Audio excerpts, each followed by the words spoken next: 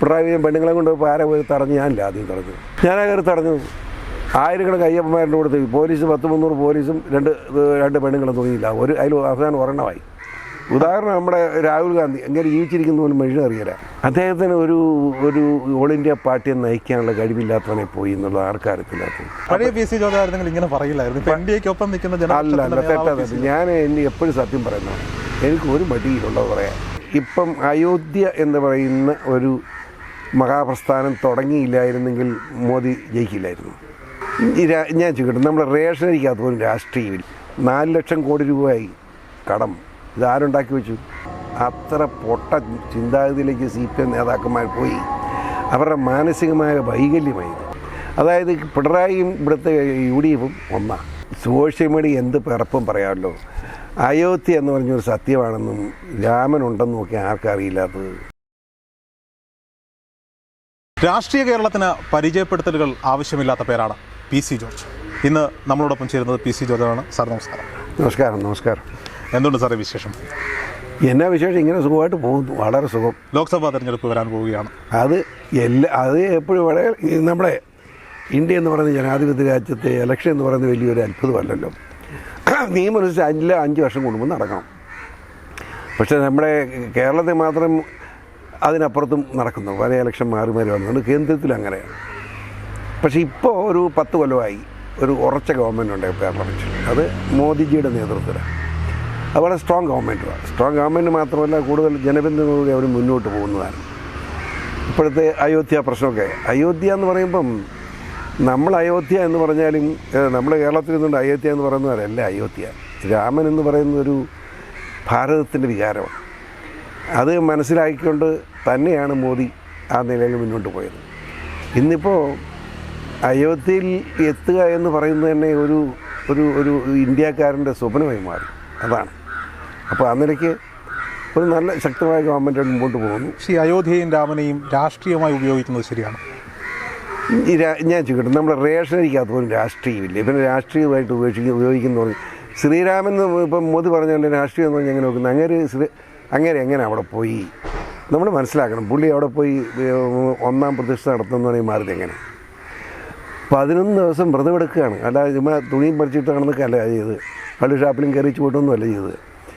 11 ദിവസം ഉപവാസം അനുഷ്ഠിച്ച് നിലത്താണ് കിടക്കുന്ന പുള്ളി. മനസ്സിലായില്ലേ? തറയിൽ കിടന്ന് ഉപവാസമെടുത്ത് അതിൻ്റെ നിയമപരമായ നടപടികൾ മുഴുവൻ പുള്ളി. അത് മോദിയുടെ പ്രത്യേകത അതല്ലേ. അങ്ങേരെ സത്യത്തിൽ ഒരു പൂജാരിയേക്കാൾ യോഗ്യതയുള്ളവൻ ആ സ്ഥാനത്തിന്. അങ്ങനെ സ്ഥാനം ഏറ്റെടുത്താണ് പുള്ളി ആ അയോധ്യയിലെ പ്രതിഷ്ഠ നടത്തുന്നത്. 11 ദിവസത്തെ വ്രതവും അയോധ്യ രാമക്ഷേത്രത്തിലെ പ്രാണപ്രതിഷ്ഠയും എല്ലാം അടുത്ത 5 വർഷം കൂടി ഭരിക്കുവാനുള്ള ഒരു അവസരമായി മാറിയിരിക്കുക. അങ്ങനെ മാറിയ തന്നെ കുഴപ്പം? അങ്ങനെ മാറിക്കോട്ടെ. അത് ഞാൻ ചെയ്യട്ടെ. ഇപ്പം അയോധ്യ എന്ന് പറയുന്ന ഒരു മഹാപ്രസ്ഥാനം തുടങ്ങിയില്ലായിരുന്നെങ്കിൽ മോദി ജയിക്കില്ലായിരുന്നു. വല്ല അർത്ഥമുണ്ടോ പറയുന്നത്? ആലോചിച്ച്. ഒരു സംശയം വേണ്ട. അയോധ്യ ഇപ്പോൾ ഉണ്ടായില്ലെങ്കിലും മോദിയുടെ നേതൃത്വമുള്ള ഗവൺമെൻറ് തന്നെ അടുത്ത പാർലമെൻറ്റ് തെരഞ്ഞെടുപ്പിനും വരും. ആർക്കറിയില്ലാത്തത്. പക്ഷേ ഈ രാമക്ഷേത്രത്തിൻ്റെ വരവോടുകൂടി പുള്ളിയുടെ ആ ശക്തി ഇരട്ടിയായി. ചില സൈബർ എതിരാളികളില്ലെന്നായിപ്പോയി. ഉദാഹരണം നമ്മുടെ രാഹുൽ ഗാന്ധി എങ്ങനെ ജീവിച്ചിരിക്കുന്ന പോലും മനുഷ്യൻ അറിയില്ല. ഭാരത് ജോഡോ യാത്ര നടക്കുന്നുണ്ട് എന്ന് പറയുന്ന എങ്ങനെ എവിടെ നടക്കുന്നത്? മണിപ്പൂരിൽ നിന്ന് ആരംഭിച്ചിട്ടുണ്ട്. ആരംഭിച്ച് 200 പേര് സ്വീകരിക്കാൻ കുടുംബം ആസാമിൽ കണ്ടില്ലേ? ഒരു ടൗണിൽ 200 പേര് പുള്ളി ഭാരത് ജോഡോ ഭാരത് ജോഡോ കഴിഞ്ഞ് ഭാരത് ജോഡോ ന്യായ യാത്ര. ന്യായ വരുമ്പോഴത്തേക്കിന് 200 പേര് സ്വീകരിക്കാൻ വരുമ്പോൾ 1000 പേരെ എതിർക്കാൻ കൂടുക. പഴയ പി സി ജോർജ് ഇങ്ങനെ പറയില്ലായിരുന്നു. NDAക്കൊപ്പം നിൽക്കുന്ന അല്ല, തെറ്റാതെ. ഞാൻ എപ്പോഴും സത്യം പറയുന്നു. എനിക്ക് ഒരു മടിയിലുള്ളത് പറയാം. അതുകൊണ്ടല്ലേ ഇങ്ങനെയൊക്കെ പറയുന്നത്. ഞാൻ BJPയോടൊപ്പം നിൽക്കുന്നതുകൊണ്ട് അത് തെറ്റാണത്. ഞാൻ അങ്ങനെ പറയാൻ കരുതണ്ട. ഞാനിപ്പോൾ പറയുന്നത് നിഷ്പക്ഷയുടെ അഭിപ്രായമാണ്. ആ രാഹുൽ ഗാന്ധിയുടെ ഗതി എന്നാ ഒന്ന് ആലോചിച്ച് നിഷ്പക്ഷമായിട്ട് പറഞ്ഞു. ഞാൻ പറയുന്നത് കുറ്റമാണ്. അദ്ദേഹത്തിന് ഒരു ഓൾ ഇന്ത്യ പാർട്ടിയെ നയിക്കാനുള്ള കഴിവില്ലാത്തവനെ പോയി എന്നുള്ള ആർക്കാരത്തില്ലാത്തത്. ഞാനിപ്പോഴല്ല എത്ര പ്രാവശ്യം പറഞ്ഞിട്ടുണ്ട്. അങ്ങനെ അദ്ദേഹം മാറിയിട്ട് എനിക്ക് അദ്ദേഹത്തോട് വ്യക്തിയോട് വിരോധമൊന്നുമില്ല. എനിക്കെന്നാ വിരോധം? ഞാനിവിടെ ഒരു ബന്ധമില്ല. രാഹുൽ ഗാന്ധിയെ മാറ്റിയിട്ട് കോൺഗ്രസിൻ്റെ തലപ്പത്തേക്ക് കൊണ്ടുവരാൻ പറ്റി വേറെ ഏത് നേതാവ് ഇന്ന് കോൺഗ്രസിലുണ്ട്? സോണിയാഗാന്ധിയുടെ മകളെ പിടിച്ചാക്കണം. പ്രിയങ്ക ഗാന്ധി. ഇതിനേക്കാൾ കൂടുതൽ ജനപിന്തുണ വന്നത്. പക്ഷേ അത് എന്താണെന്നറിയില്ല. ഈ പ്രിയങ്ക ഗാന്ധിയുടെ ഭർത്താവ് എന്നെ വധേരയില്ലേ, റോബർട്ട് വധേര, അങ്ങേര് അതിന് അനുകൂലമല്ല. അതാണ് പ്രശ്നം. അതിലുള്ള പഴയ കേസുകളൊക്കെ പൊങ്ങി വരുമെന്ന്. അതായത് എന്താണെന്ന് എനിക്കറിയാം, ഞാൻ എൻ്റെ വിശദാംശം കിടക്കുന്നില്ല. അതാണ് പ്രശ്നം. പക്ഷേ ഈ കോൺഗ്രസ് എന്ന് പറയുന്ന ഓൾ ഇന്ത്യ ലെവലിൽ നിന്നൊരു പാർട്ടിയായിട്ട് നിലനിൽക്കാൻ കഴിയാത്ത നിലയായി. ഞാൻ ചോദിക്കട്ടെ, ഇവിടെ ഇപ്പോൾ എവിടെ ഉണ്ട് കോൺഗ്രസ് ഓൾ ഇന്ത്യ ലെവലിൽ? അത് ഞാൻ ചോദിക്കട്ടെ, ഈ BJPക്ക് എപ്പോഴും വെല്ലുവിളി ഉയർത്തുന്നത് കോൺഗ്രസ് മാത്രമല്ലേ? മറ്റൊരു പാർട്ടിക്കും അങ്ങനെ പറയാൻ എവിടെ നിന്ന് കോൺഗ്രസ് ഒരു വെല്ലുവിളി ഉയർത്തുന്ന വല്ല കാര്യമുണ്ടോ? PCR എതിരായിട്ട് ഇപ്പം ഇവിടെ ഒരു ഒരു ഒരു വ്യക്തി നിൽക്കുന്നു എന്ന് പറഞ്ഞിട്ട് കാര്യമുണ്ടോ? ഇപ്പം ഒരു വ്യക്തിയല്ലല്ലോ, ഒരു പ്രസ്ഥാനം എന്ന് പറഞ്ഞാൽ, ഒരു രാഷ്ട്രീയ പ്രസ്ഥാനം എന്ന നിലയിൽ BJP അവിടെ നിൽക്കുന്നു, കോൺഗ്രസ് അവിടെ നിൽക്കുന്നു, കമ്മ്യൂണിസ്റ്റ് അവിടെ നിൽക്കുന്നു. ഇവിടെ കമ്മ്യൂണിസ്റ്റ് പാർട്ടി എന്ന് ചോദിച്ചാൽ ആനയെന്ന് പറഞ്ഞാൽ ഈ സാധനം എവിടെയുണ്ട് പറ? കേരളത്തിലല്ലാതെ ഇന്ത്യ മഹാരാജ്യത്ത് എവിടെ CPM ഉള്ളത്? നമ്മൾ ഇതിനെ കണക്കാക്കണ്ടേ? കാരണം ഓരോ കാലഘട്ടങ്ങളുടെ അടിസ്ഥാനത്തിൽ ഓരോ രാഷ്ട്രീയം, അതാണ് മാർക്സിസത്തിൻ്റെ. മാർക്സ് തന്നെ പറഞ്ഞിട്ടുണ്ട്. ഇത് മാർക്സിസം വളരെ ക്ലിയർ അല്ലേ, വളരെ ക്ലിയർ സംഭവമാണ്. മാർക്സിസം തിരിഞ്ഞു വരുമ്പോൾ ഇങ്ങനെ വന്നിരിക്കണം. കാരണം മാർക്സിസം തൊഴിലാളി വർഗത്തിൻ്റെ വേർപ്പിൻ്റെ വിലയാണ്. വേർപ്പിൻ്റെ വില കിട്ടിക്കഴിഞ്ഞാൽ പിന്നെന്താ തൊഴിലാളി? അവന് ഒരു മീഡിയം സമ്പന്നനാകുക. അപ്പോൾ മീഡിയം സമ്പന്ന രാഷ്ട്രീയമാണ് മാർക്സ് പറയേണ്ടത്. അപ്പോൾ അതിനകത്ത് കാരണം അതിനകത്ത് മാർക്സിസം ഇല്ല, നമ്മൾ പഠിച്ചിരിക്കുന്നതല്ലേ. അതുകൊണ്ട് എനിക്ക് തോന്നുന്നു PC ജോർജ് എന്ന് പറയുന്ന രാഷ്ട്രീയക്കാരന് കൃത്യമായി വിലയിരുത്താൻ പറ്റും. കാരണം താങ്കൾ ഇടതുപക്ഷത്തിനൊപ്പവും വലതുപക്ഷത്തിനൊപ്പവും ഒപ്പവും പ്രവർത്തിച്ചു. സ്വാഭാവികമായിട്ടും ഇവരെല്ലാം താങ്കളെ തോൽപ്പിക്കാനും താങ്കളെ ജയിപ്പിക്കാനും കൂടെ വന്നിട്ടുള്ള ആളുകൾ. അപ്പോൾ ഈ 3 മുന്നണികളെ വിലയിരുത്തുമ്പോൾ അതിൽ ഏറ്റവും ബെറ്റർ NDA ആണെന്നാണ് താങ്കളുടെ ഇപ്പോഴത്തെ വിലയിരുത്തൽ? ഞാൻ ഒരു മുന്നണിയും കുഴപ്പം പറയാനോ കുറ്റം പറയാനോ അല്ല വെറുതെ നല്ലതെന്ന് പറയാനുമില്ല. NDA എന്ന് പറയുന്നത് ഇപ്പോൾ കേരളത്തെ സംബന്ധിച്ചിടത്തോളം NDA ഒരു ശക്തമായ ഒരു മുന്നണിയായി മാറാൻ കഴിഞ്ഞിട്ടില്ലായിരുന്നു അവർക്ക്. പക്ഷേ ഒരു 2 കൊല്ലമായി ഇവിടുത്തെ BJPയുടെ NDA എന്ന് പറയണ്ട, BJPയുടെ സുരേന്ദ്രൻ നേതൃത്വത്തിലുള്ള ശക്തമായ പ്രവർത്തനം. സുരേന്ദ്രൻ മാത്രമല്ല, നമ്മുടെ കേന്ദ്രമന്ത്രിയുണ്ട്, അങ്ങനെ കേന്ദ്രമന്ത്രി ഉൾപ്പെടെ നമ്മുടെ അതിൻ്റെ എല്ലാവരുടെയും പേര് പറഞ്ഞ് അതിൻ്റെ പേര് വഴക്ക് വേണ്ട. ഈ BJPയുടെ നേതൃത്വം, സംസ്ഥാന നേതൃത്വം വളരെ ശക്തമായി നീങ്ങുക. മുരളീധരൻ്റെ മന്ത്രി എല്ലാവരും വളരെ സ്ട്രോങ്ങാണ്. അതിൻ്റെ മാറ്റമാണ് കേരളത്തിൽ വന്നിരിക്കുന്നത്. എന്ന് മാത്രം കേരളത്തിൽ വന്നിരിക്കുന്നത് മാത്രമല്ല, വേറൊന്നും പഠിക്കണം. ഓൾ ഇന്ത്യ ലെവലിൽ നടക്കുന്ന കാര്യങ്ങൾ ഇവിടെ ജനങ്ങൾ കണ്ടുകൊണ്ടിരിക്കുകയാണ്. ഇവിടെ കേരളം പരിച്ച് മുടിച്ച് ഇപ്പോൾ കഞ്ഞി കുടിക്കാൻ മാർഗമില്ലാതായി മനുഷ്യൻ. ശമ്പളം പോലും ഇല്ലാതാകുക. ശമ്പളം കുറയുന്ന ഗതിയല്ലേ. അടുത്ത മാസം ശമ്പളം കൊടുക്കാൻ പറ്റുമെന്ന് ഉറപ്പില്ല. 4 ലക്ഷം കോടി രൂപയായി കടം. ഇതാരുണ്ടാക്കി വെച്ചു? എന്നിട്ടും തൂർത്തിന് പോലെ കുറവുണ്ടോ? ഇങ്ങേരുടെ കാസർഗോഡ് മുതൽ തിരുവനന്തപുരം വരെ ഒരു യാത്ര എന്തിനു നടത്തി? ഒരു കരഞ്ഞുകൊണ്ടുള്ള ഒരു ഒരു ഒരു ഒരു ഒരു ഒരു പ്രാർത്ഥനയല്ലായിരുന്നു. അതിന് എന്ത് ഗുണം കിട്ടി? ആർക്കെന്ത് ഗുണം കിട്ടി? ഏറ്റവും വലിയ സമയം ഭാരത് ജോഡോ യാത്ര എന്ന് പറഞ്ഞാൽ വലിയ ജോഡോ യാത്ര വെച്ചതായി ഒരു ഗുണം. ഞാൻ അതിൻ്റെ ചിലവ് എത്രയാണ്? അതിന് പ്രത്യേക ബസ്സുണ്ടാക്കി, അതൊക്കെ പോട്ടെ, ഒരു ബസ്സുണ്ടാക്കിയാലും ക്ഷമിക്കാം. പക്ഷേ മന്ത്രിമാരെല്ലാം അതിനകത്തിരിക്കുക, ചീഫ് സെക്രട്ടറി. ഈ യാത്രയിൽ ഉടനീളം കാസർഗോഡ് മുതൽ തിരുവനന്തപുരം വരെ ഈ മന്ത്രിമാരുടെ മുഴുവൻ പേരുടെയും കാറും പൈലറ്റും എസ്കോട്ടും യാത്ര ചെയ്യുക. എന്തൊരു മര്യാദകളാണ് ഈ മന്ത്രിമാർ! ഈ ബസ്സേ കയറിയപ്പോൾ ഇവന്മാരെ ചുവന്നു കൊടുക്കണമെങ്കിൽ വണ്ടി അവിടെ നിന്ന് ഇവിടം വരെ ഓടേണ്ട കാര്യം വല്ലതും ഉണ്ടോ? എവിടെ ബസ് നിൽക്കുക അന്നേരം മന്ത്രിമാർ ചാടി കാറിൽ കയറുക. അവന്മാർക്ക് ആ ബസ്സേ ഇരിക്കാനുള്ള ബുദ്ധിമുട്ടേ. കാറിനേക്കാൾ സുഖമായി എയർ കണ്ടീഷൻ ബസ്സാ. അപ്പം എന്തായിരുന്നു പ്രചരണം? ആ ബസ് ഒരു ഒരു ഒരു ഒരു ഒരു ഒരു നമ്മുടെ ഒരു മന്ത്രി, മുൻ മന്ത്രി CPMൻ്റെ അയാൾ പറഞ്ഞ് അയാൾ പറഞ്ഞെന്താ, മ്യൂസിയത്തിൽ വെക്കാം, ഈ ബസ് മ്യൂസിയത്തിൽ വെച്ചാൽ ഇതിന് ടിക്കറ്റ് കാശ് കൊണ്ട് തന്നെ എത്ര ആയിരം കോടി രൂപ കിട്ടുന്നു. അത്ര പൊട്ട ചിന്താഗതിയിലേക്ക് CPM നേതാക്കന്മാർ പോയി. അവരുടെ മാനസികമായ വൈകല്യമായി. അധികാരത്തിൽ ഇരുന്ന് അധികാരത്തിൻ്റെ അപ്പകഷ്ടത്തിൽ നിന്ന് കഴിയുമ്പോഴത്തേക്കും ജീവിതത്തിൽ എല്ലാവരും ഇതാണെന്നങ്ങ് ചിന്തിക്കുകയാണ്. CPM എന്ന് പറയുന്ന ഒരു കേഡർ പാർട്ടി പിണറായി വിജയൻ എന്ന് പറയുന്ന ഒരു ബ്രാൻഡിലേക്ക് മാത്രം ഒതുങ്ങി പോകുന്നതായിട്ട് തോന്നിയിട്ടുണ്ട്. തോന്നിയിട്ടുണ്ടെന്നാ പോയി. ഇനി അത് CPM തകരുന്നത് അവിടെ അല്ലേ. ഇപ്പം CPM എന്ന് പറഞ്ഞ് മുന്നോട്ട് പോകാൻ പറ്റാത്ത നിലയായി. ഒന്നാമത് ഓൾ ഇന്ത്യ ലെവലിൽ ഇല്ല. രണ്ടാമത് കേരളത്തിൽ തീർന്നു. ഇവിടെ CPM പിടിച്ചു നിൽക്കുക എന്താണെന്ന് വെച്ചാൽ പിണറായി എന്നല്ല, CPM എന്ന് പിടിച്ചിരിക്കുന്നത് പഴയ കമ്മ്യൂണിസ്റ്റുകാരൻ എന്ത് ചെയ്താലും മുടിഞ്ഞോട്ടെ എന്ന് പറഞ്ഞൊരു വോട്ട് CPM ചെയ്യും. ആ മുതലെടുപ്പ് നടക്കുന്നത്. പിന്നെ ഇവിടെ വേറൊരു പ്രത്യേകം ഉണ്ടാക്കിയിട്ടുണ്ട്. ഇവിടുത്തെ ഒരു പിന്നോക്ക ഹൈന്ദവ സമൂഹം പിണറായി വിജയൻ സമുദായ സ്നേഹം വെച്ച് CPM അതാണല്ലോ അവർ ഭൂരിപക്ഷമാണ്. അതോടൊപ്പം അവർ തന്നെ ഉള്ള ഒരു വിഭാഗം, ഇവിടുത്തെ ഒരു പ്രബല സമുദായമാണ് മുസ്ലിം സമൂഹം. ആ മുസ്ലിം സമൂഹത്തെ വർഗീയതവൽക്കരിച്ച് അവരെ മുഴുവനും പിണറായിയുടെ വശത്താക്കി വെച്ചിട്ടുണ്ട്. അതിന് ഉദാഹരണമാണ് നമ്മുടെ ഇസ്രായേൽ ഹമാസ് യുദ്ധം. ഒക്ടോബർ 7-ാം തീയതി ഹമാസ് കയറി ചുമ്മാതിരുന്ന ഇസ്രായേലിനെ കയറി ആക്രമിച്ച് 1300 പേരെ കൊന്നു. ഗർഭിണികളെയും സ്ത്രീകളെ ബലാത്സംഗം ചെയ്യുക, ഗർഭിണികളെ ബലാത്സംഗം ചെയ്യുക, ഗർഭിണിയുടെ വയറ് കയറി കൊച്ചിനെ എടുത്തിട്ട് വെട്ടിക്കൊല്ലുക, കുഞ്ഞുങ്ങളെ കൊല്ലുക, ഇത്രയും ഭീകരമായ ആക്രമണം ഉണ്ടായി. ഇസ്രായേൽ വെറുതെ അവർ തിരിച്ചടി തുടങ്ങി. അവർ ഭയങ്കരമായി തിരിച്ചടി. ഇപ്പോൾ 25,000 പേര് മരിച്ചിരിക്കുക. എനിക്ക് ദുഃഖമുണ്ട് കുഞ്ഞുങ്ങൾ മരിക്കുന്നത്. ഞാൻ ചോദിക്കട്ടെ, അത് പറയേണ്ടത് എന്താ? അതാണ് പ്രധാനമന്ത്രി മോദിയുടെ ഒരു മഹത്വം. അദ്ദേഹം എന്താ പറഞ്ഞു? 7-ാം തീയതി ഹമാസ് ചെയ്തത് കടന്ന് കയ്യേറ്റമാണ്, വൃത്തികേടാണ്. രാജ്യം ഇസ്രായേലിനൊപ്പമാണ്. രാജ്യം ഇസ്രായേലിനൊപ്പമാണ് ഇക്കാര്യത്തിൽ. പക്ഷേ തിരിച്ച് പലസ്തീൻ ഒരു യാഥാർത്ഥ്യമാകണം എന്നാണ് ഭാരത് ആഗ്രഹിക്കുന്നത്. അതല്ലേ യഥാർത്ഥ സത്യം. പലസ്തീൻ ഒരു സ്വതന്ത്ര രാഷ്ട്രമായിട്ട് വരണമെന്ന് പറയാൻ പ്രധാനമന്ത്രിക്കല്ലേ കഴിഞ്ഞുള്ളൂ. ഇവന്മാരെ പോലെ വല്ലതും ആണോ പറഞ്ഞത്? ഇവിടെ എന്നാ നടന്നത്? ഇവിടെ കേരളത്തിലത് മുസ്ലിങ്ങളുടെ വികാരം മാനിക്കാൻ പറ്റുന്ന ഒരു ആയുധമാക്കി ഉപയോഗിച്ചുകൊണ്ട് CPM ഇടതുപക്ഷം ചേർന്നുകൊണ്ട് കോഴിക്കോട് സമ്മേളനം എന്നതാ സമ്മേളനം? ഹമാസ് അനുകൂല സമ്മേളനം നടത്തി. എന്താ പലസ്തീൻ അത് കോൺഗ്രസ്സാണ്. അത് രസമെന്നറിയോ? ആ സമ്മേളനം നടത്തി ഇസ്രായേൽ ചെയ്ത തെറ്റുകൾ പറഞ്ഞു. എന്നാൽ അവിടെ അമ്മമാർ പറയണ്ടേ ഹമാസ് അത് ചെയ്യേണ്ടായിരുന്നു എന്ന് പറയാനുള്ള മര്യാദ കാണിച്ചില്ല. ഇത് കഴിഞ്ഞ് ഞാൻ വിചാരിച്ച് ഇവിടുത്തെ കോൺഗ്രസ്സെങ്കിലും സത്യം പറയുമെന്ന്. പിറ്റേ ദിവസത്തെ പ്രഖ്യാപനം കോൺഗ്രസിൻ്റെ ഹമാസ് അനുകൂല പ്രഖ്യാപനം, പലസ്തീൻ സംരക്ഷണ ഐക്യദാർഢ്യ പ്രകടനം ഇത് തന്നെ. അപ്പോൾ കേരളത്തിൽ ഈ മുസ്ലിങ്ങളെ കൊണ്ട് മാത്രം ജീവിച്ചാൽ മതി. അപ്പോൾ ഇവിടുത്തെ ഹിന്ദുക്കളും ക്രിസ്ത്യാനിയും മറ്റ് മതക്കാരും ഇവിടെ പോകണം, ജീവിക്കാൻ ഇവിടെ പണിക്കരുതില്ല.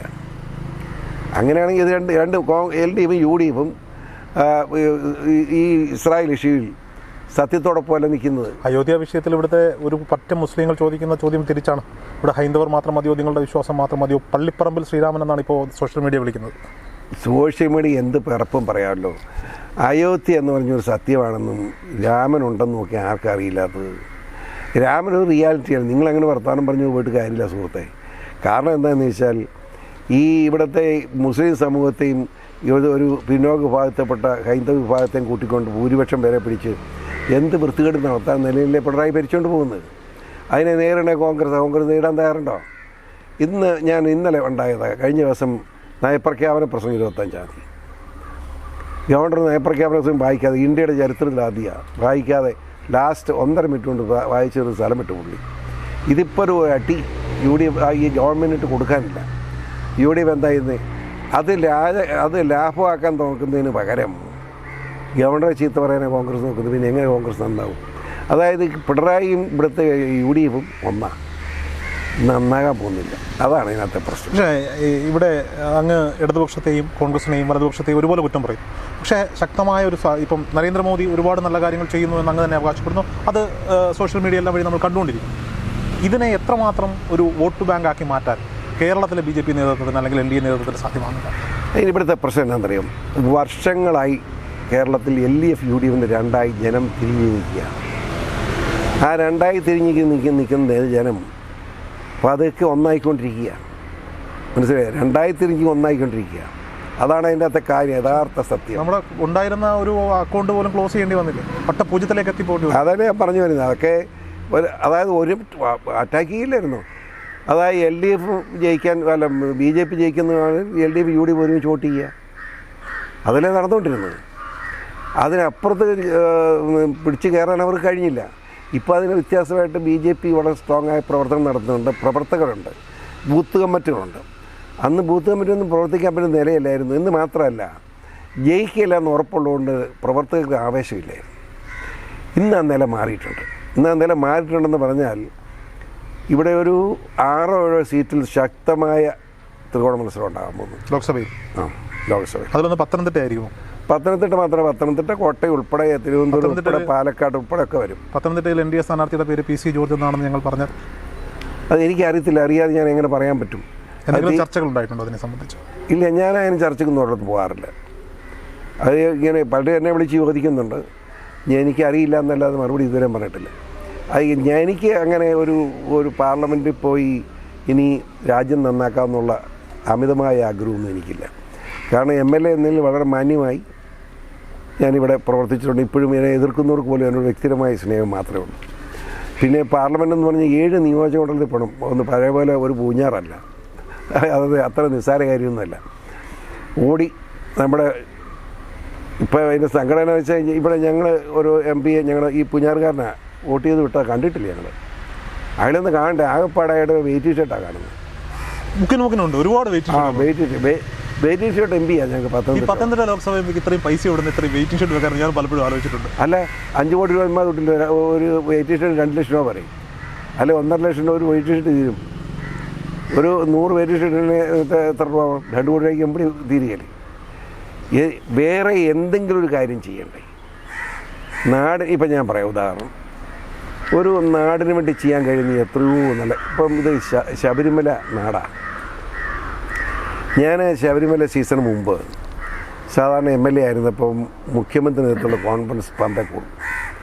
അവിടെ വെച്ച് ശബരിമല സീസൺ മുഴുവൻ ഈ നമ്മുടെ ദീപം കാണുന്ന സമയം വരെയുള്ള എല്ലാ പ്രോഗ്രാമും 2 ദിവസം തിരിച്ചു പോകാനുള്ള സമയം ഉൾപ്പെടെ കണക്കാക്കി പ്രോഗ്രാം ഒരു മാറ്റം വരുത്തുകയില്ല. അതോടൊപ്പം പമ്പെ കൂടുന്നതോടൊപ്പം തന്നെ ഞാൻ MLA എന്നതിൽ MLAയുടെ അധ്യക്ഷതയിൽ മുഴുവൻ രാഷ്ട്രീയക്കാരുടെയും ജനപ്രതിനിധികളുടെ നേതൃത്വത്തിൽ എരുമേലിയിൽ കൂടും. ബാബരിസ്വാമിയുടെ പള്ളിയാണ്, അവിടെയാണ് പേട്ടകെട്ട്. അപ്പോൾ അവിടെ ക്ഷേത്രത്തിൽ നിന്ന് ഇറങ്ങി ബാബരിസ്വാമിയിൽ കയറി നേർച്ച കാഴ്ച സമർപ്പിച്ച് ക്ഷേത്രത്തിലേക്ക് പോവുക. ക്ഷേത്രത്തിൽ പോയി കേട്ടകെട്ടി കുളിച്ച് എല്ലാവരും കൂടെ പമ്പയിലേക്ക് പോകുന്നു. അപ്പോൾ അതിനുള്ള സൗകര്യങ്ങളെല്ലാം ചെയ്തു കൊടുക്കും. ഈവൻ അവിടെ ഈ എരുമേലി ശുദ്ധീകരിക്കാൻ വേണ്ടി പ്രത്യേക വിശുദ്ധ സേന വരെ അന്ന് നിയമിച്ചതാണ്. ഇപ്പോൾ വിശുദ്ധ സേനയില്ല, ഒന്നുമില്ല, യോഗം നടക്കുന്നില്ല, മുഖ്യമന്ത്രി നോക്കുന്നില്ല. മുഖ്യമന്ത്രി ശബരിമലയുടെ മഹത്വം എങ്ങനെ കളയാം എന്ന് അയാൾ ചിന്തിക്കുന്നു. പിന്നെ എങ്ങനെ നന്നാവും? അപ്പോൾ അയ്യപ്പൻ്റെ ശബരിമലയുള്ള പത്തനംതിട്ട ലോക്സഭാ മണ്ഡലത്തിൽ അതാ ഞാൻ പറഞ്ഞു. അപ്പോൾ ശബരിമല എന്ന് പറയുന്ന മഹത്തായ ഒരു ആരാധനാലയം എന്ന് തന്നെ ഞാൻ പറയും. അത് ലോകത്തിലെ തന്നെ ഏറ്റവും വലുതാണ്. തിരുപ്പതിയൊക്കെയാണെന്ന് പറഞ്ഞാൽ ഒരു കൊല്ലത്ത് അവരുടെ ഈ കളക്ഷൻ കണക്കൊക്കെ പറയുന്നു, ഒരു കൊല്ലത്ത്. ഇതെങ്ങനെ? ഇത് വെറും 2 മാസത്തെയാണ് ശബരിമലയുടെ. അപ്പോൾ തിരുപ്പതിയിലെ 5-1 കണക്കാക്കട്ടെ ഇവിടെ കിട്ടേണ്ടത്, അതിന് ഇരട്ടിയാണ് കിട്ടുന്നത്. അപ്പോൾ ഈ ലോകത്തിലെ നമ്പർ 1 തീർത്ഥാടന കേന്ദ്രം ശബരിമലയാണെന്നാണ് എൻ്റെ ഒരു കാഴ്ചപ്പാട്. ഈ NDA സ്ഥാനാർത്ഥിയായി പത്തനംതിട്ടയിൽ മത്സരിക്കേണ്ടി വന്നാൽ, വിജയിച്ചാൽ ശബരിമലയ്ക്ക് വേണ്ടി അല്ലെങ്കിൽ പത്തനംതിട്ടയുടെ ഒരു സമഗ്ര വികസനത്തിന് വേണ്ടി ഒരു മാസ്റ്റർ പ്ലാൻ PC ജോർജ് എന്ന് പറയുന്നത്, ഞാൻ എൻ്റെ ഒരു വിളിച്ചു വെക്കാതെ പറയാം, എൻ്റെ പണ്ട് നിന്നുള്ളൊരു കാഴ്ചപ്പാടാണ്. ഇവിടെ ഈ ഞാൻ പൂഞ്ഞാർ MLA ആയിരുന്ന കാലത്താണ് ഇവിടെ വാഗമണ്ണ് മുരുകമ്മലയുണ്ട്. പിന്നെ അപ്പുറത്ത് ബാബർ നമ്മുടെ അള്ളാപ്പാറയാണ്, അതിനിപ്പുറം കുരിശുമലയുണ്ട്. ഈ 3 സ്ഥലത്തും ഞാൻ ചെയ്തത് നിങ്ങൾ നോക്കി ഞങ്ങൾക്ക് മനസ്സിലാവും. അതായത് ഈ നമ്മുടെ മുരുകമ്മല ഞാൻ ഹൈന്ദവ ക്ഷേത്രം, ഞാൻ ആ മലയുടെ മുകളിൽ കയറി, വലിയ മലയാണ്, കയറിപ്പോൾ തകർന്നു കിടക്കുന്ന ക്ഷേത്രാവശിഷ്ടങ്ങളുണ്ട്. അപ്പോൾ ക്ഷേത്രമെന്ന് ഉറപ്പായില്ല. ഞാൻ അന്നേ തീരുമാനിച്ചു അവിടെ ക്ഷേത്രം ഉണ്ടാകും. അത് NSSനോട് ചോദിച്ചപ്പോൾ NSS ഏറ്റെടുക്കാൻ പറ്റില്ല എന്ന് പറഞ്ഞപ്പോൾ SNDP ചോദിച്ചു, അവർ ഏറ്റെടുക്കാമെന്ന് പറഞ്ഞു. 25 ഏക്കർ സ്ഥലം SNDP പതിച്ചു കൊടുത്തു. 15 ഏക്കർ ഇവിടുത്തെ മീനജി യൂണിയനും 10 ഏക്കർ വെള്ളാപ്പള്ളിയുടെയും പേരിലാണ് പതിച്ചിരിക്കുന്നത്. തിരുവഞ്ചൂർ രാഷ്ട്രീയ മന്ത്രിയായി കാലമാണ്. അതിനിട്ട് അവിടെ അന്ന് കഴിഞ്ഞ് അവിടെ അങ്ങോട്ട് കയറാൻ, ഈ മലയിലോട്ട് കയറാനുള്ള സ്ഥലം ക്രിസ്ത്യാനിയുടെ കിട്ടുകയാണെന്ന് പള്ളിയുടെ. ഞാൻ പാലായിൽ അഭിനന്ദ പിതാവിനെ പോയി കണ്ട് അനുവാദം മേടിച്ച് അവർക്ക് വഴി ഉണ്ടാക്കി കൊടുത്തു. ഇപ്പോൾ അങ്ങ് മംഗളൂർ വരെ വണ്ടി ചെല്ലുന്നതിലകത്തേക്ക് ഇതൊക്കെ ചെയ്ത് കൊടുക്കും. അതുപോലെ കുരിശുമലയുണ്ട്. കുരിശുമലയും എല്ലാ സൗകര്യവും ചെയ്ത് കൊടുത്തു, പതിച്ചു കൊടുത്തു. കുരിശുമലയ്ക്ക് മാത്രം അതിനിപ്പറേ നമ്മുടെ ഒരു വലിയ ആശ്രമമുണ്ട്, കുരിശുമല ആശ്രമം, പാല് കഴിയുന്ന ആശ്രമം, അവിടെ യോഗ്യമാർ അച്ഛന്മാരെ. അവിടെ 172 ഏക്കർ സ്ഥലമാണ് പതിച്ചു കൊടുത്തത്. ഇത് നമ്മൾ തന്നെ കളക്ട് ചെയ്തതാണ്. പിന്നെ നമ്മുടെ കൂട്ടിക്ക വില്ലേജിലാണ് ഈ അള്ളാപ്പാറ വരുന്നത്. അള്ളാപ്പാറ എന്ന് പറഞ്ഞാൽ തങ്ങളുപാറ എന്നാണ് പറയുന്നത്. അവിടെ ഈ ആട് വിട്ട് ഭയങ്കര നേർച്ച, ആയിരക്കണക്കല്ല ലക്ഷക്കണക്കിന് ആട് വരും. അത് ഒരു വർഷത്തിൽ 2-3 പ്രാവശ്യമുള്ളൂ. ഇപ്പോൾ അവിടെയും റോഡുണ്ടാക്കി വീടുകളുണ്ടാക്കി അത് പതിച്ചു കൊടുത്തു. ഒരു 3.5 ഹെക്ടർ സ്ഥലം എരുമേലി മകലിന് പതിച്ചു കൊടുത്തു, മുസ്ലിം പള്ളിക്കാണ് പതിച്ചു കൊടുത്തു. അവിടെ നടക്കുക. അത് ഞാൻ ചെയ്തത് എന്താണെന്ന് വെച്ചാൽ വിശ്വാസികളെ സംരക്ഷിക്കണം, വിശ്വാസവും സംരക്ഷിക്കണം. അത് ഏത് മതത്തിലെ വിശ്വാസമായിരുന്നു? ഞാൻ ദൈവത്തിൽ വിശ്വസിക്കുന്നു. ഞാൻ നല്ല ഒന്നാന്തരം ക്രിസ്ത്യാനി, ഒരു സംശയവും വേണ്ട. പക്ഷേ ക്രിസ്ത്യാനി നിന്നെപ്പോലെ നിൻ്റെ അയൽക്കാരെ സ്നേഹിക്കാനാണ് യേശു പറഞ്ഞു, അല്ലാതെ അവരുടെ പാര വെക്കാനല്ലല്ലോ പറഞ്ഞിരിക്കുന്നത്. ഇവിടെ ശബരിമല ഞാൻ MLA ആയിരുന്നപ്പോൾ ശബരിമല പോയി ഇങ്ങനെ ഞാൻ ചെയ്തിരുന്നെങ്കിലും പിണറായി പെണ്ണുങ്ങളെ കൊണ്ട് പാര പോയി തടഞ്ഞ് ഞാനില്ല ആദ്യം തടഞ്ഞു. ഞാനാ കയറി തടഞ്ഞു. ആയിരക്കണക്കിന് അയ്യപ്പന്മാരുടെ കൊടുത്ത് പോലീസ് 100-300 പോലീസും രണ്ട് പെണ്ണുങ്ങളും തോന്നിയില്ല. അതിൽ അവസാനം ഒരെണ്ണമായി കയറ്റുകയെന്ന് പറഞ്ഞു, പാലായിട്ടിരിക്കുന്നു, ഇങ്ങോട്ട് വരാൻ പറഞ്ഞു. ദൈവാനുഗ്രഹം അന്ന് വെടിവെപ്പുണ്ടായിരുന്നു. ഏതായാലും അത് പോലീസ് പരാജയപ്പെട്ടെന്ന് സമ്മതിച്ചില്ലെങ്കിലും പെണ്ണുങ്ങളെ നമ്മുടെ ഈ ശ്രീകോവിലിന് മുമ്പിൽ എത്തിച്ചില്ല, അയ്യപ്പനെ കാണിക്കാൻ സമ്മതിച്ചില്ല. അതിന് മുന്നിൽ നമ്മുടെ ഈ ചെറുപ്പക്കാരനുള്ള നമ്മുടെ ഞാൻ പേര് മറക്കാൻ പാടില്ലാത്ത രാഘുലീശ്വര ക്ഷേത്രത്തിന് മുമ്പിൽ നമ്മുടെ പ്രതിഷ്ഠയുടെ മുമ്പിൽ നിൽക്കുക ബ്ലേഡുമായിട്ട്. ഇവന്മാർ അടുത്ത് വന്നിരുന്ന പുള്ളി കൈ കയറുമായിരുന്നു. കൈ കയറി വ്യക്തമാണ് അന്നേരം സിറുവരടയ്ക്കും, പിന്നെ തുറക്കം കിടക്കില്ല. പിന്നെ ഒരു 2 ആഴ്ചത്തെ കർമ്മങ്ങൾ കഴിഞ്ഞ് തുറക്കാൻ പറ്റില്ല. അതായിരുന്നു പ്ലാൻ. പക്ഷെ അത് വേണ്ടി വന്നില്ല, നിന്നെ കൂടെ പെണ്ണുങ്ങളെ കൊണ്ടുവന്നില്ല. അങ്ങനെ ഞാൻ പറഞ്ഞത് ശബരിമല പവിത്രത അംഗീകരിക്കണം നമ്മൾ. ഞാൻ അതുകൊണ്ട് നിങ്ങൾ എൻ്റെ ചോദ്യം എനിക്ക് വളരെ പ്രസക്തിയോട് പറഞ്ഞേക്കാം. ഞാനാണ് എൻ്റെ മനസ്സിൽ ആഗ്രഹം ശബരിമലയും, മനസ്സിലായോ, ശബരിമല മാത്രം പോരാ. ശബരിമല വന്നാൽ അവിടെ ഈ വേറെ പല ആരാധനാലയങ്ങളുണ്ട്. പത്തനംതിട്ടയിലെ വിവിധ ആരാധനാലയങ്ങളും അതുപോലെ തന്നെ എരുമേലിയിലുള്ള വാവൂര് പള്ളിയും അതുപോലെ കാഞ്ഞിരപ്പള്ളി കത്തീഡ്രൽ പള്ളിയും അരുവത്ര ഫൊറോന ഉൾപ്പെടെ ബന്ധിച്ച് നമ്മുടെ ഞാൻ പറഞ്ഞ വാവൂര് നമ്മുടെ കുരിശുമലയും നമ്മുടെ അതുപോലെ തന്നെ നമ്മുടെ ക്ഷേത്രം ഞാൻ പറഞ്ഞല്ലോ അവിടവും, പിന്നെ ഈ വാവൂര് നമ്മുടെ അള്ളാപ്പാറ എന്ന് ഞാൻ പറഞ്ഞു, അത് കൂട്ടിക്കുക. അതും കൊണ്ട് ഉൾപ്പെടെ ഒരു മാസ്റ്റർ പ്ലാൻ ഉണ്ടാക്കണം. ആ മാസ്റ്റർ പ്ലാനിന് ഞാൻ അതിനകത്ത് വരാവുന്ന ഒത്തിരി പ്രദേശങ്ങളുണ്ട്. ഞാനിപ്പം ചെറുതായിട്ട് പറയുന്നുള്ളൂ. ഒരു വളരെ പ്രധാനപ്പെട്ട സ്ഥലങ്ങളുണ്ട്. ഒരു കോന്നിയിലൊരു പ്രധാനപ്പെട്ട ഇതുപോലെ പ്രാർത്ഥന ഈ അങ്ങനെയുണ്ട്. അതുപോലുള്ള വിവിധ മതവിഭാഗങ്ങളുടെ ഇതുപോലുള്ള കേന്ദ്രങ്ങളും പിന്നെ വേറൊരു സ്ഥലങ്ങളുണ്ട്, ഞാൻ പേര് മറന്നു. അതെല്ലാം കൂടെ ഉൾപ്പെടുത്തിയാൽ വെച്ചൊരു പിൽഗ്രിം ടൂറിസം പാക്കേജ് ഉണ്ടാക്കണം. 1,000 കോടി രൂപ കേന്ദ്ര ഗവൺമെൻറ് അനുവദിക്കണം. 1000 അല്ല അതിൽ കൂടുതൽ തരാൻ കേന്ദ്രം തയ്യാറാണ്. ഇവിടെ ഒരു താമര വിരിച്ചു കൊടുത്താൽ ഉറപ്പായും കിട്ടും. ഒരു സംശയമുണ്ടോ? ആ നിലയിൽ ഒരു തീരുമാനം ഉണ്ടാകുമെന്ന് എൻ്റെ ആഗ്രഹം. ഞാനൊരു സംശയം ചോദിച്ചോട്ടെ. ഈ പത്തനംതിട്ടയിൽ ഇപ്പോൾ ഉയർന്നു കേട്ടുകൊണ്ടിരിക്കുന്ന മറ്റൊരു പേരാണ് ഉണ്ണിമൂന്നൻ. മനുഷ്യൻ അറിഞ്ഞിട്ട് പോലും എന്തിനങ്ങനെ ഉദ്ധരിക്കുന്നു എനിക്ക് അറിയത്തില്ല. പുള്ളി എനിക്ക് ഒരു ബന്ധവുമില്ല എനിക്ക്. പക്ഷേ ഒരു അയ്യപ്പൻ്റെ പ്രതീതികൾ നിൽക്കുന്നൊരു സിനിമാനവരാണ്. എനിക്കറിയത്തില്ല. എനിക്ക് അങ്ങനെയായിട്ട് ഒരു പരിചയമില്ല. ഞാൻ തുടക്കത്തിൽ ചോദിക്കണമെന്ന് വിചാരിച്ചൊരു ചോദ്യമാണ്. ഞാനത് വിഷയങ്ങൾ നമ്മൾ വ്യതിചലിച്ച് പോയതുകൊണ്ടാണ്. ഈ അയോധ്യയിൽ പോയി അക്ഷതം ലഭിച്ചിരുന്നു. അയോധ്യയിൽ പോയില്ല, പക്ഷേ ഇവിടെ കൊണ്ടുവന്ന് തന്നു.